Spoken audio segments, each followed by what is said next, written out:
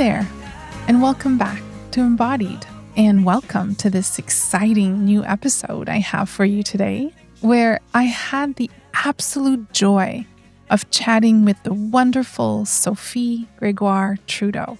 The conversation was so fun and easy. It felt like I was catching up with an old friend, but we've never met before. Sophie is a celebrated mental health advocate, and she's also the author of Closer Together, Knowing Ourselves, Loving Each Other. It's such a great book. She brings a wealth of experience and insight to our conversation with her passion for gender equality, female empowerment, and youth self-esteem.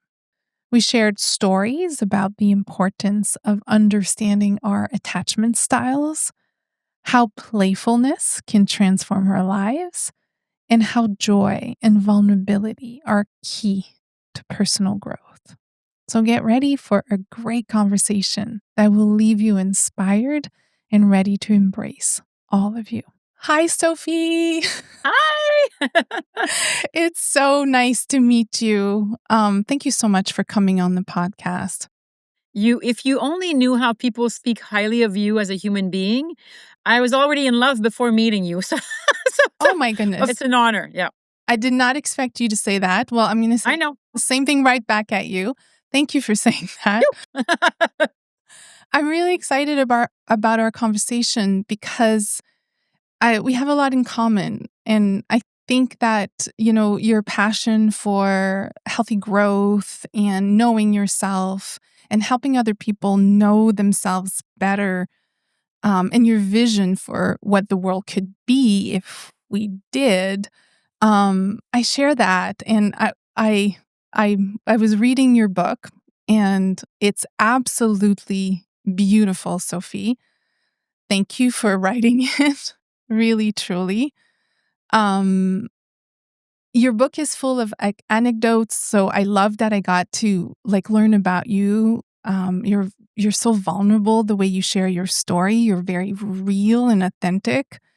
And I loved reading about your connection to the forest and the water and your relationships. And so I related to a lot of that. And I mean, I grew up in Quebec as well. I was a bit of a tomboy, a little, quite athletic as well. And so, yeah, so I was really, I wish I'd read it earlier, right? I was just this book is incredible. It's got a lot of interviews also with experts. You've connected with some brilliant people. Unbelievable. Because every beginning of chapter is a little bit more like my story. And then the other part of the chapter is me sitting down in conversation with scientists, neuroscientists, psychiatrists, psychologists, name it. But I really wanted to chew on the science and then to give it into a conversation format to any reader from I would say at least 13 years old and to infinite. Talking about how knowing ourselves is a human right.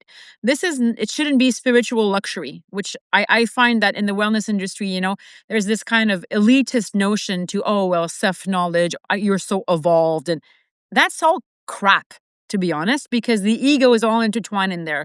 What we're trying to do is to simply sit with our human right of what it means to know ourselves. In community, in solitude, it's what we're here to really do in a way when we come to life embodied in a human body.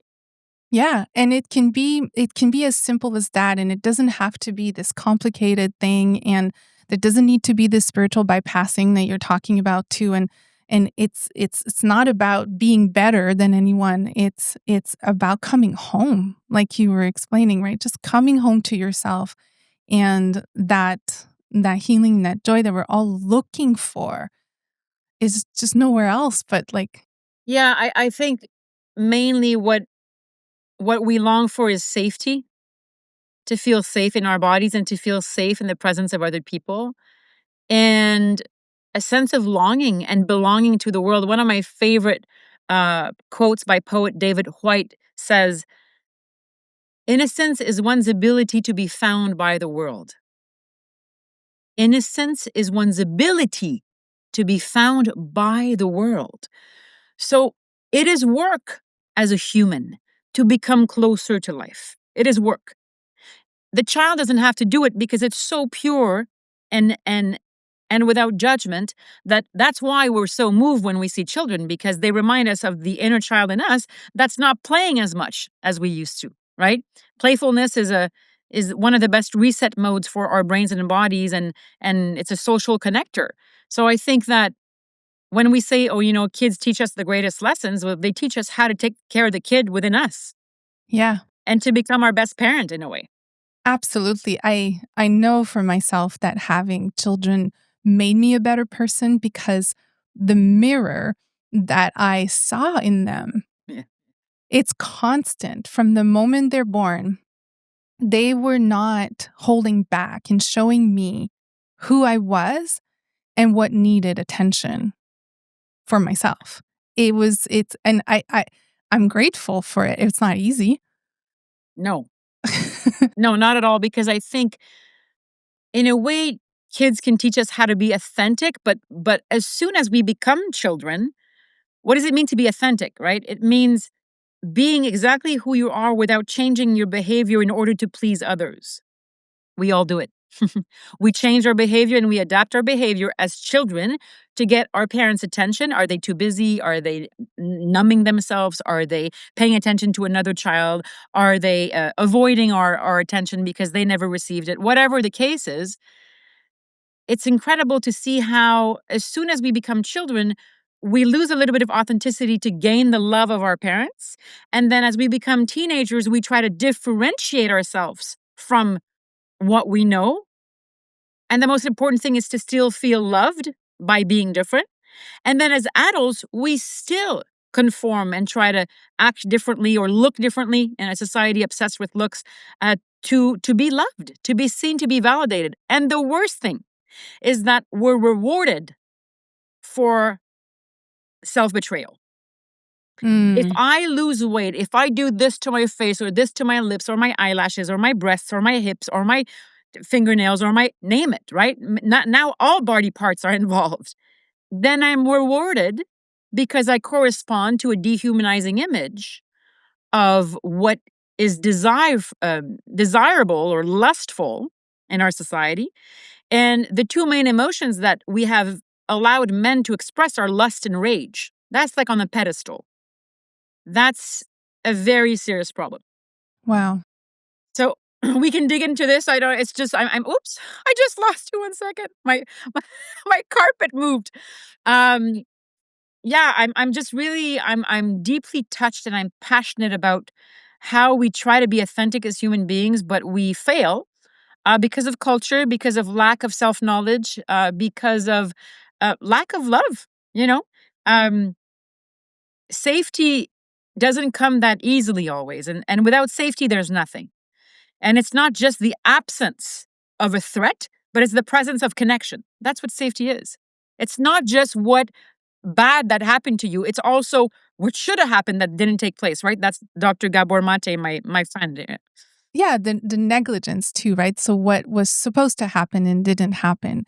And you talk about in the, I have notes here, so many notes, but I think, the chapter on dehumanization and about like how it really comes from someone disconnection from themselves, right? It really comes from that lack of or love towards themselves and that meeting life, like you mentioned earlier, just and being vulnerable and intimate with life as it moves through you.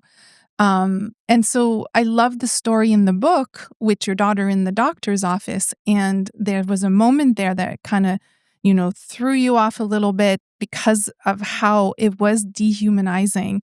And then this moment of compassion after you regulated yourself and go, I have compassion for this person because the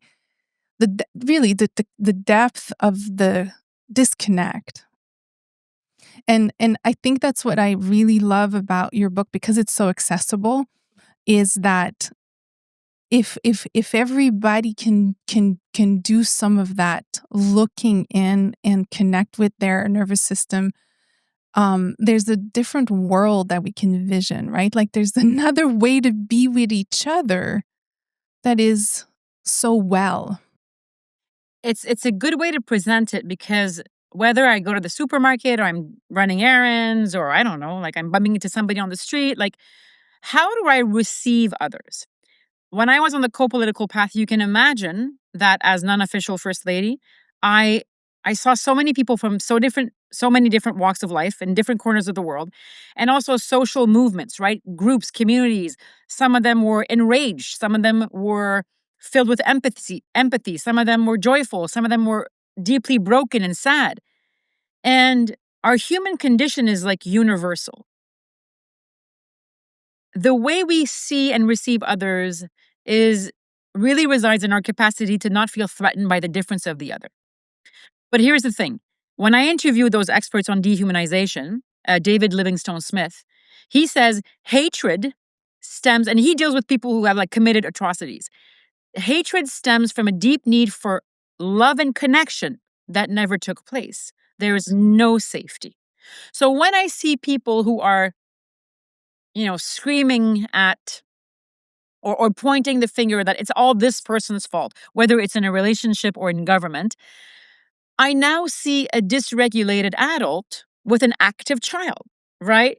So if we think that our 4.5-year-old child within us is still not active as adults, we are completely wrong. And if you read the book, you'll understand that science is actually showing us the way we were treated, the way we were taken care of as a baby. This is pre-verbal years, before we even speak.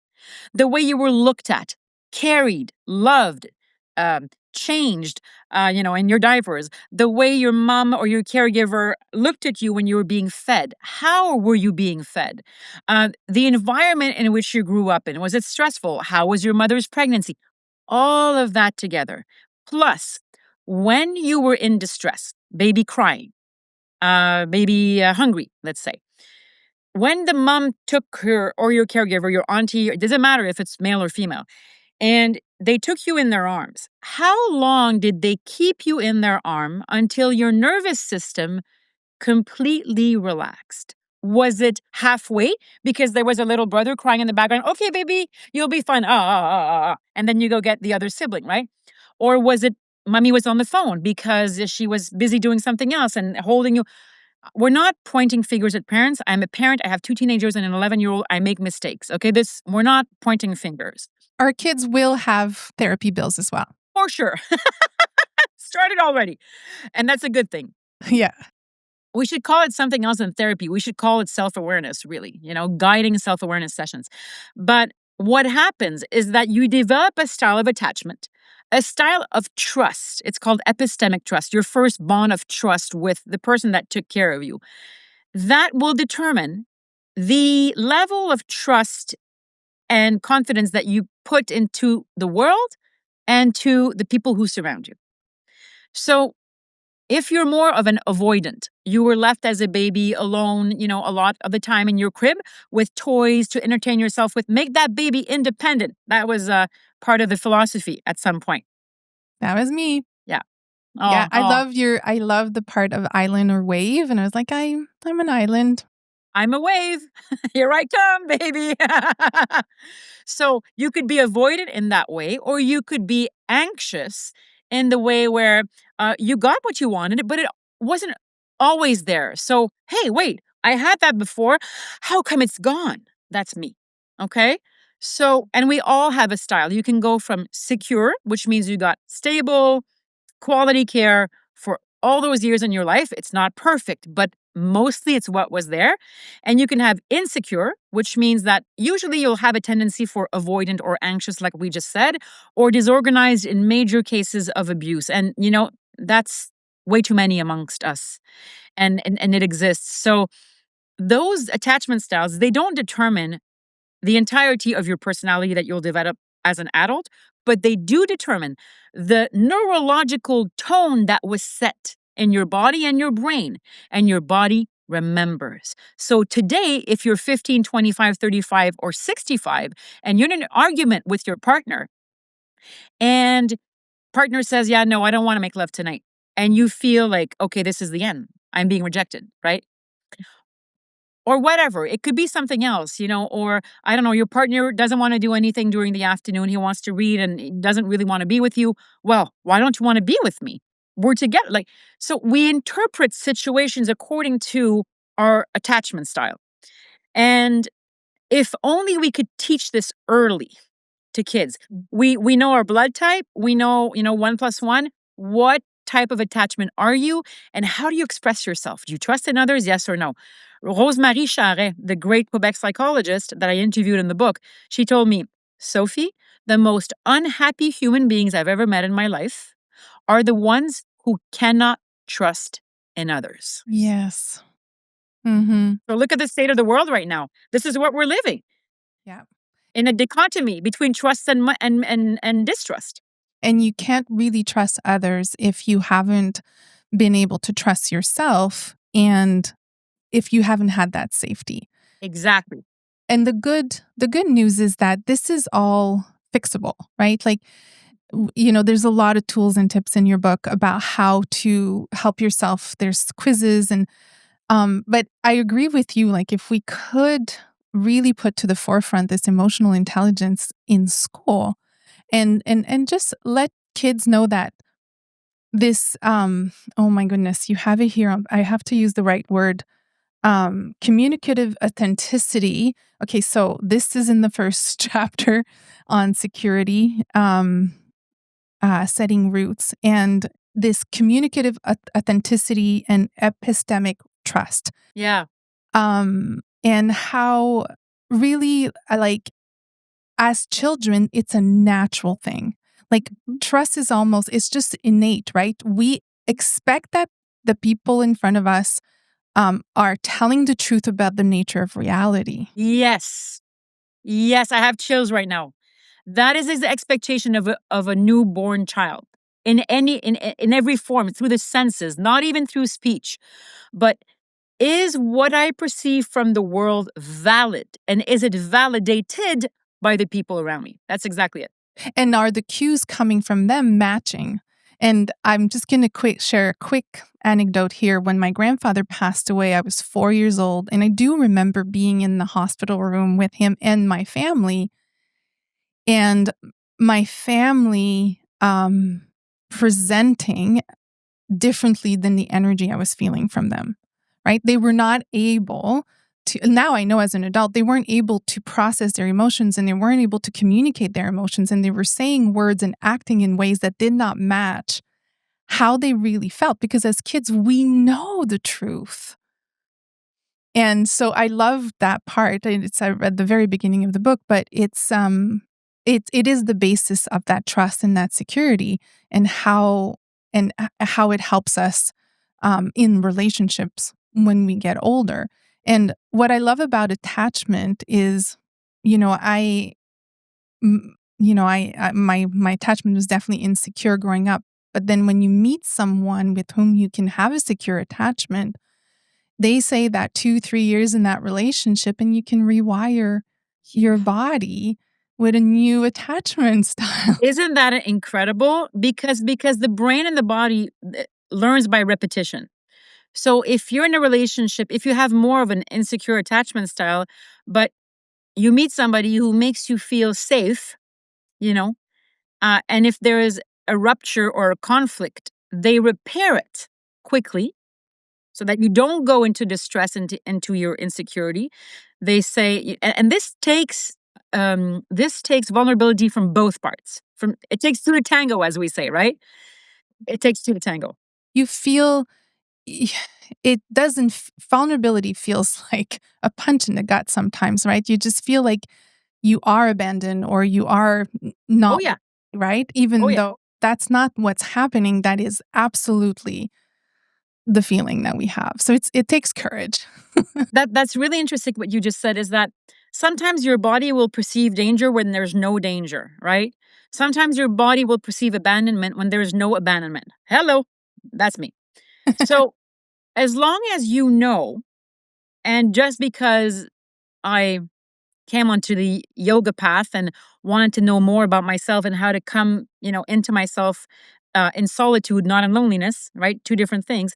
Now we're facing a loneliness epidemic because what's happening, and this is from what I've been reading. I'm not like, I don't think I'm the connaisseur who knows everything, but I do think that our loneliness is hijacking our right to solitude because we need social contact. We need to trust in the other and we need to build community in order to feel safe. Now, Abraham Maslow's pyramid, right? Where you need to have meal on your table, a roof over your head, and safety. Safety is at the base of the pyramid. Without emotional and physical safety, the rest is game over. No, But nothing listen to can this. change, and you can't have fulfillment. You can't think about destiny or anything like that. Yeah. No, it becomes a luxury. But here's the thing. Apparently he studied and lived with a Blackfoot community, indigenous community for many months. And he almost came out with a different type of pyramid. And he had presented it to part of his community, and there was a little bit of like, we're not sure. And instead of putting safety at the base of the pyramid, he put community because that's how they lived. And the richest man in the community was the one who gave the most, who gave away the most. I have chills because we're facing a world of competition, comparison, one against the other, and we're losing at this game. We might accumulate capital, but we're losing on a human level that is so costly to us. We're not even beginning to see the cost of it. And with AI coming, because we cannot talk about wellness without talking about AI anymore, it's coming fast, it's coming for real, and it will juggle with the truth, which is already being distorted. So we're going to have to develop so much more discernment. And if we don't trust ourselves and others, how the heck, excuse me, are we going to develop that discernment if we haven't started that work of self-knowledge? Yes, and we haven't learned how to discern the own communication of our own bodies, of our emotions, of our soul, of our greater purpose. Like we don't know how truth communicates. It's just not some and so yeah, you're absolutely right. And we used to have like, the libraries and the news and like our grandparents had this access to truth and we trusted it and that's all gone and now it's up to us to develop this decoding almost like of truth. The decoding of truth. Okay, wow. Now we're getting somewhere. So recently somebody told me, actually, you know him, our common friend Bhaskar said, and it's not from him, but truth requires no drama. Lies do. Truth requires no drama. Brevity is truth. The greatest sages said everything in a sentence, right? The fact that we're not educated on how to discern how our body speaks to us, how to put words on our emotion, how to feel our emotions fully without getting so scared of its impact, right? Fear is fine, panic is deadly, and we're panicking. And when we're constantly in our sympathetic nervous system, which is our survival system of fight, flight, freeze, and when we've tried all those systems and they don't work, the body says, oh, yeah, really? It's super intelligent. It says, shut down, depressed, depression. Depressed from wearing all those masks and trying to run faster than the battery, whatever, bunny, energy bunny. Yeah, exactly. We're just laying ourselves thin because we're so busy, we're so distracted. We don't take time to rest, and rest of all the things we can discuss today is one of the best resets for the mind and body and to get to know yourself.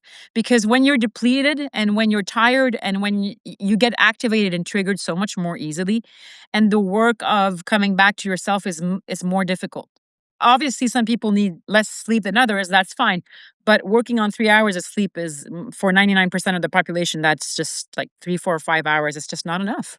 It's using the body as a machine or something and that's Yeah. not what it is. There's somewhere in the book, and I can't remember exactly where, and it reminds me, you talk about how, you know, when you put at bay the bad stuff, the bad feelings, you don't want to feel those. And so you kind of, you know, hold yourself back from feeling those. You can't also feel the good, right? So there's this, I can't remember, it's like in balance. I wish I had it here, but it reminds me of Dr. Bruce Lipton, where he says like the cells in the body can't be in protection mode and in growth mode at the same time well. So when you're not allowing yourself to feel, you know, the bad and what has lived in your body, you're also not allowing yourself to feel the joy. You can't be selective. And I think there's a quote in here as well about like the reason why we're miserable is because we don't allow ourselves to be miserable or to feel miserable. Like I love that so much, and it's true. Like we don't want to do the hard work, and we don't want to feel the darkness or the traumas, or and then people say, why would you want to do that? Why do you spend so much time crying? Like, because I teach workshops, and like, why do you like doing that? People cry all the time. Like, yeah, because we never got to do it. Like, when was the last time you cried until you were done? Like, it's part of the joy is the sadness, the depth of the sadness that has to be felt.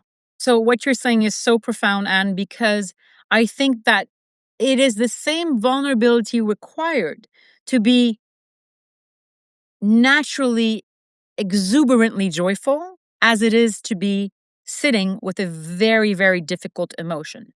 There's no bad emotion.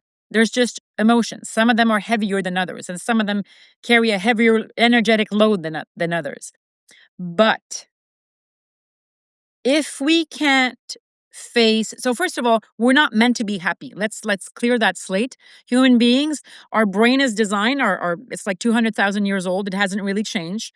And the hard disk of our brain is designed to push away danger and seek comfort. So when we push away danger and we don't want to feel the darkness, right? And we seek comfort, which means, well, I don't want to feel the darkness, so I'm gonna come back from work, have my glass of wine, and watch a Netflix series instead of going for my walk and talking to a friend. Let's say, right? We've all done it. This is a light example. There could be other ones. Yeah, yeah. Then what happens is that you are on autopilot because you're letting the true nature of your, old designed brain take over. So it takes that space between stopping in the middle of a moment and saying, okay, I have a decision to make here. Taking that moment and saying, I'm making a choice. I'm conscious that I'm making a choice. Like, F it. I'm going to go for the glass of wine and watch my Netflix series, or I'm going to go for a 20-minute walk and then I'll watch my Netflix series, whatever. Or I'm going to tell this person I'm breaking up with them over text. Okay, no, I'm going to go and drive to that person's place and, try to hold space for us two. And then when I come back, I'll do something for me. So all these little decisions in our lives, if we stop for a moment and we feel what needs to be felt, I so don't want to go drive to my girlfriend's home to tell her that I'm breaking up with her. Or I so don't want to think about the bad day I had at work because that person pissed me off. Whatever it is, here's what happens. I have this exercise that I do that has helped me, and maybe we could try it right now. Are you open to it? Okay. So anybody listening, and Anne and myself, we're going to do this together. So I invite you to choose a strong emotion that you felt recently.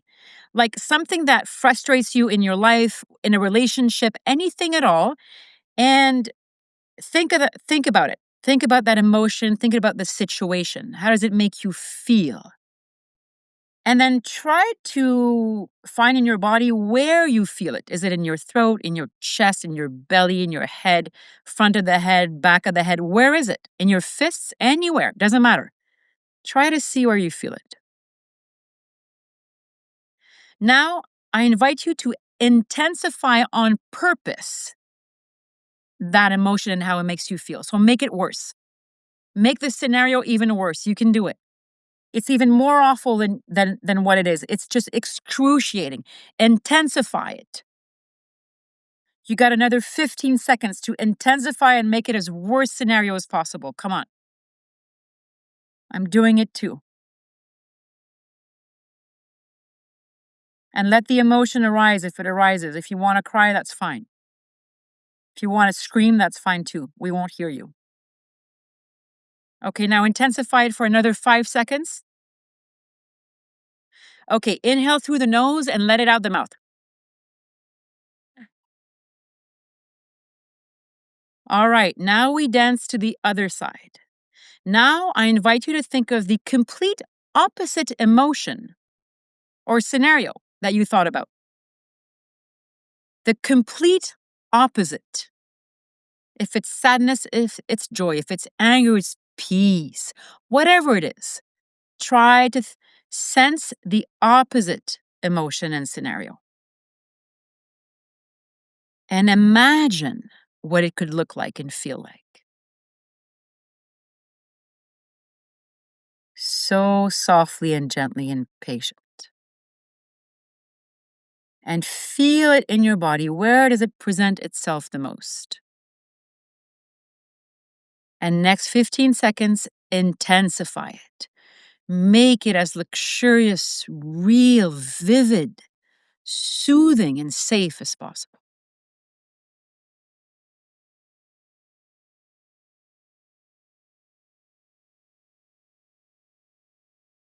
Five last seconds. Intensify everything.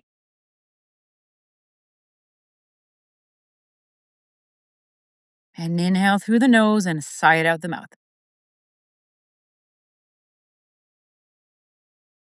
And open the eyes if they were closed. And now see that first emotion. Does it still have the same grasp on you? No, not for me. No. Sometimes you can go like from 9 out of 10 to like a 2 out of 10. Sometimes you'll go to a 7. But whatever you did, I have a sense that it probably didn't go higher, right? No. And it gave me space and That's it. perspective. That's it. And now I almost feel like I'm more in control of that. Not in the I want to control the emotion, but in a I know what it is and I know it might not be true because the opposite was true. That's exactly it. And the emotion is not doing you anymore, right? You're playing with the emotion. And we can make it playful. It's like it's not easy, but we can make it playful. I have chills everywhere because can you imagine if we taught kids how to do this? Yeah. In a safe environment. And it's fun, right? The sky is getting darker and there's big rain and you're scared in the forest alone. And then you're under the sun and there's a rainbow and the wind is soft on your face. And then it's like you're in the middle in life at all times. And you get to feel both, but you need to know how to come back to the middle. That's true in a relationship or at work. Yeah, and kids love that because it's a language they understand. It's a language that's so familiar and intimate to them.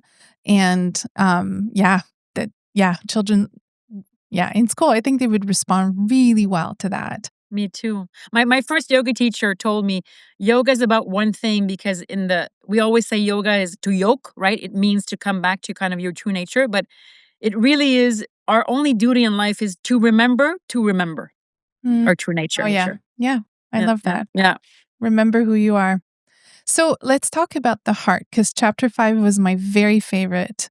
Probably just more energetically favorite, like not intellectually favorite because I'm a Capricorn in type A, so I love being left brain.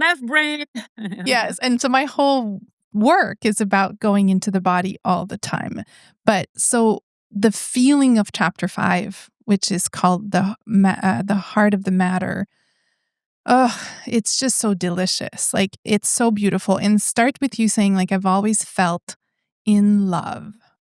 And when I read that, like my whole body was like, oh, me too. I get that. It's so beautiful that you said it so I could remember that. Like, and I'm sure the readers can remember that because that is the nature of being young and being a child and just life is a love affair. Like it's a love affair with every moment, every day you wake up and you're like, what's the adventure today? But it can be a hate affair for some. Mhm. Mhm. Yes. And so let's talk about the heart's nervous system. Yeah. Powerful, Yeah. powerful brain, powerful knower of truth. Just tell me more about. Yeah, I'm not sure if I'm correct here. I'm not sure if I'm correct, but I think it's about 40,000 neuron in the heart's nervous system, but I would have to check that again. Around the heart we have a set of pathways of little, like a nervous system, and it has the capacity to predict negative events. So think of a time right now where you didn't trust your heart and you regret it. You're like, "Ah, I should have listened to my heart," right? The heart knows so much more, and the gut too, by the way, uh, than the head, right? We have a brain here in the head, we have a brain in the heart, we have a brain in the gut.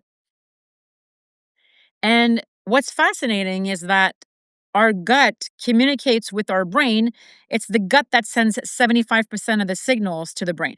And in the middle, there's the heart. And we think that all these three are disconnected, but they work together. And the heart, uh, gets electrical impulses. It sends electrical impulses, and a lot of disease, so like chronic disease, degenerative diseases, is from lack of good oxygenation to the brain. But the heart is part of that, right? So when we nourish our heart through exercise, through nutrition, because everything ends up being, flowed through our bloodstream, the aorta and everything, it's fascinating to see how this is not just the wheel of well being through nutrition, sleep, cardiovascular exercise, but we have a capacity to live life more through the heart. And that heart is much more intelligent than we think because we've put the left brain, which is our more cognitive brain, mathematical, cognitive, logical brain, on a pedestal to the detriment of our emotional right brain, which is more geared towards, sensing, creativity, emotion. So the heart, although it has this very left brain cognitive action and getting the blood flow and sending blood up and down the body, well, more up, but whatever, it travels. um it it has a right brain function, and it's highly attuned, it's highly intuitive. And we've always thought, well, that's the cuckoo, whatever, spiritual stuff. It's this new age. No. There's an actual nervous system around the heart that allows us to feel, what's coming that doesn't feel right to us. So I feel that this whole notion of trust that we're talking about, of moving into life, being able to receive others because we are not threatened by their difference to us in comparison to us, that is a lot related to our capacity to open our hearts. And when I wrote that, the main emotion that I remember, the sensing, the sensory that environment that I grew up in, was to feel in love, to sense love for the world and for other people, and to see the beauty first. This doesn't mean being naive and thinking that we're wearing rosy glasses and the world is perfect and everybody's nice. That's quite a complete utopic way of seeing the world. But there is so much more research and science right now showing us that heart opening practices, whether it's, I don't know, having more community celebrations, whether it's having a heart to heart conversation with somebody, whether it's exposing your truth, and exposing your truth and vulnerability to somebody else. There are so many instances where we don't realize in our life, like grief. Like, I lost my father a year ago. And when you said that when you were there to say goodbye to your grandfather and you didn't feel validated by the emotions of the adults in the room, because I don't know what it is that you felt. You probably felt so much sadness and they were maybe joyful, or maybe it was the opposite. But when I lost my dad, I remember my little one, who was 10, looking at me like we were bawling and we were letting the tears flow. And he looked at us and I saw him look, and then he started feeling his own sadness. And he says, "It hurts so much." I said, "Yes, feel it. Feel it." Can you imagine if we allowed other human beings to feel so safe feeling that? Whether it's grief or anything else, you know? Because what he learned is his capacity to process the entirety and the depth of that feeling until he emerged on the other side and was whole. That's exactly it. That he could be himself again, that it didn't change anything, that he would find himself again. And a Yeah. lot of us were interrupted, so couldn't remember as an adult. I don't know if I can process the sadness because my body actually doesn't remember being able to do it in a safe way. That's exactly it. That's exactly it. But we can relearn this as adults. And I know that this is like part of your work. We should do a workshop together. I am in I'm 100%. Yeah, I just think that I'll always remember in one of my retreats as well, somebody said, like, I felt safe off the bat. And I was like, that is the best compliment I could ever receive. That's sacred. That's not a compliment. Oh, bravo, Sophie. It's, hey, we did something together here where I made you feel seen. I felt seen, and we just came closer and closer and closer. And some people can't stand looking at each other for a very long time, eye to eye. Some people can't stand being very close. Their bubble is wider, and all that is fine. But there is a way for us human beings to widen our window of tolerance, which means the amount of stress you can take in during the day, the amount of interactions you can take in, the amount of, I don't know, of movement and of going out there in the world. We all have a very different window of tolerance. Some people is like after 5 minutes of socialization, I'm like done. I have to go in my office and just find the peace. I'm an only child. I played a lot alone. So I love to socialize, but I also love my alone time. We all have our different, our different ways of being. But as long as, and we have to respect each other in this, and sometimes in relationships, this is what causes the conflict, is that why do you need all this time when all I want is to connect with you? You're making me feel like I'm too much. Am I too much? I'm going to be abandoned if I'm too much. You understand here? I'm well, I know you do. Exactly. It's beautiful. And this like too much, not enough, this dance that we do with each other, All the time. it's like, is there a place where it just is and it's okay? You know, we're all kind of looking for that space where it's like, well, it's not too much and it's not enough for you and too much for me and enough for you and me. And just, there's just a place where it just is. Yeah. And I think the place where it just is, I think that's where we meet when we feel safe. That, hey, I see you for who you are, you see me for who I am. Now, in a relationship, there's two people. Well, usually there can be three or four, I don't know, but usually there's two. And even in group dynamics, like there's us and then there's this space between us. And that space isn't empty. It's filled with energy. So how do we feed that space? And one of the things that I learned with Dr. John Gray, who's an incredible couples therapist, he taught me through my own practice with him that you can't regulate kind of like two brains at the same time. Yes, when we hug, we can co-regulate. When we play, we co-regulate. But if you're trying to repair a conflict and one person is talking and the other is like trying to interject or suggest or comment, it doesn't work. We have to shut up, let the other person speak. No comments, no suggestions, no faces like, what? Right? I do this all the time, so I'm not perfect. I know from experience. And we let the other person completely come out with their truth. Then we can say how we feel, but we have to validate that first because two brains can't regulate at the same time. That is brilliant. Yeah, Yeah. I love that. I so much. The quality of your presence is enough for someone to to know they're enough. And so you don't have to fix, you don't have to say anything, you don't have to do anything. And I love that the science backs it up. That's what I love a lot about Yeah. your book. It's like, because it's true. Like people say, no, it's woo, it's not for me. Well, no, it's like, No, but it's so hard because we want to fix other people. I have teenagers and I'm like, okay, let me see how we can find a solution to this situation. No, they just wanted me to listen. yeah, exactly. I'm not so good at that. Exactly. So that they know that they can do it. So I know Yeah. we're running out of time. We could speak forever. Forever. Yeah, there's a lot here. I'm so grateful, Sophie. Me too. There's something here that I want to mention. Because you say it's on page 252 and it's in chapter 9, so it's towards the end of the book.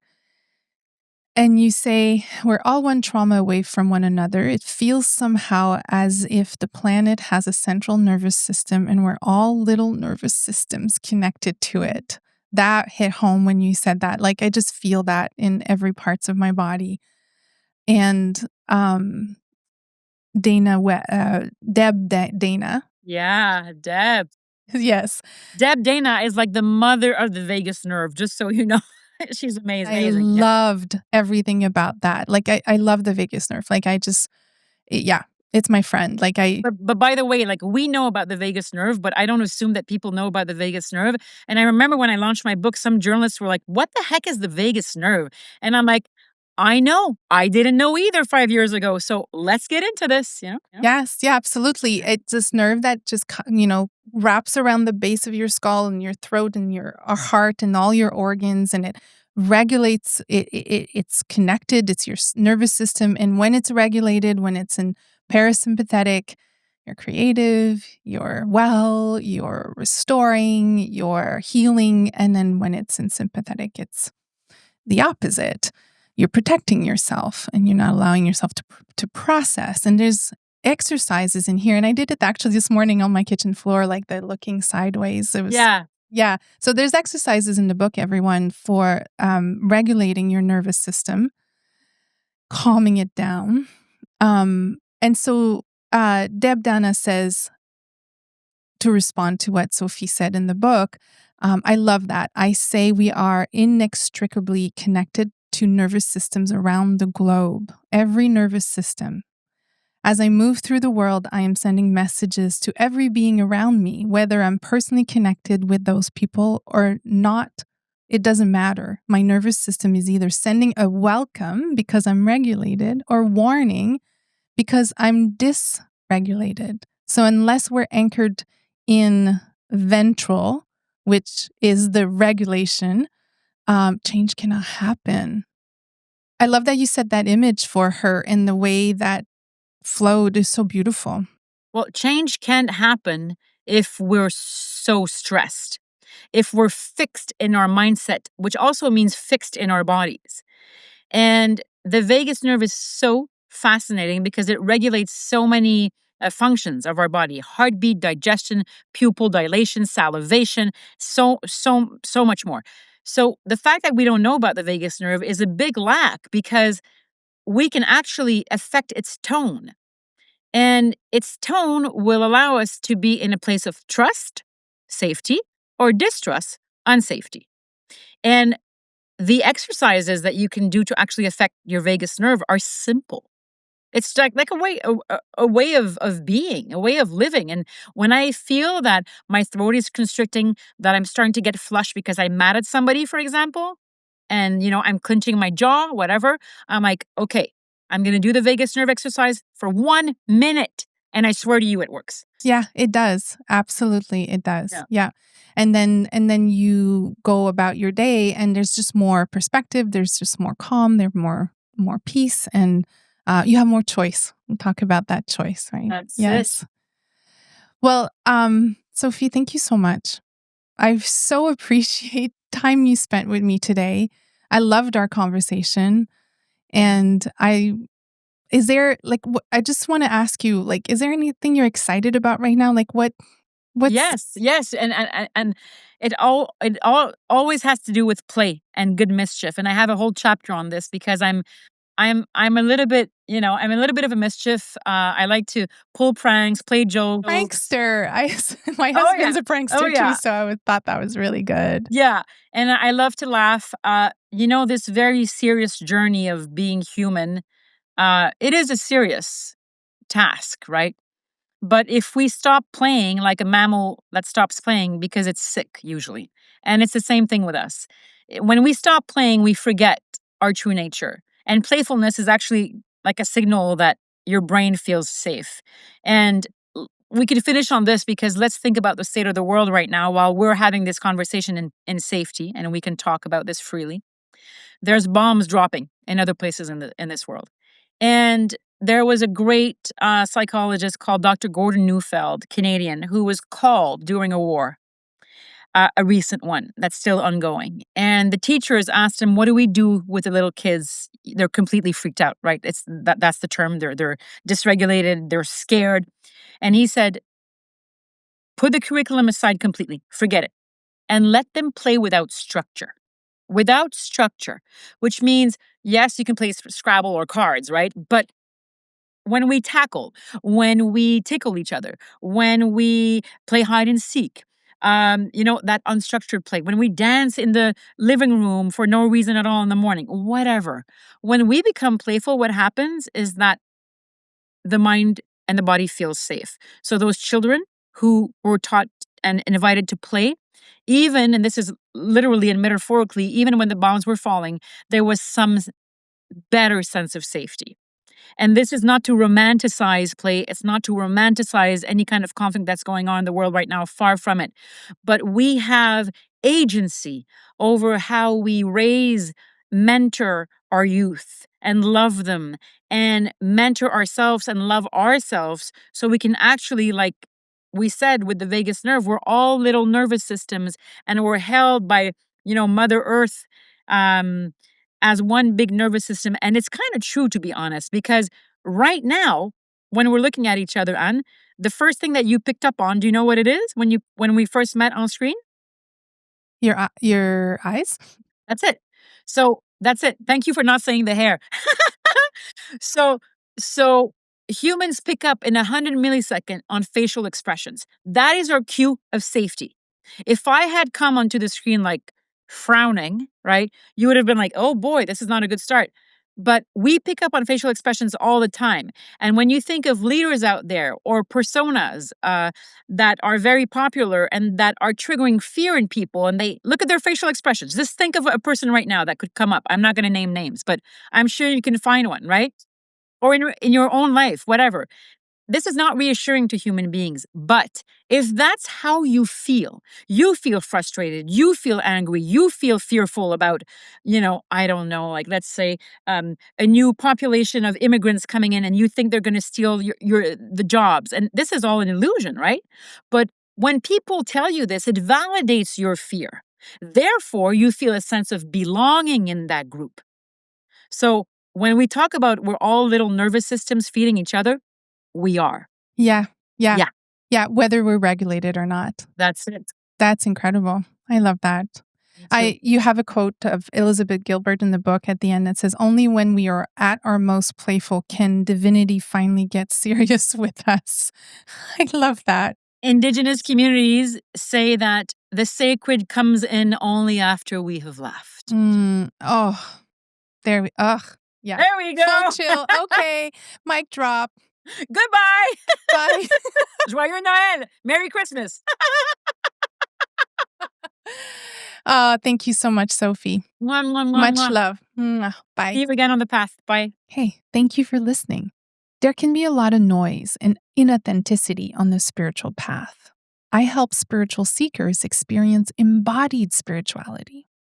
To learn how, visit my website at anneberube.com and click on the Start Here page.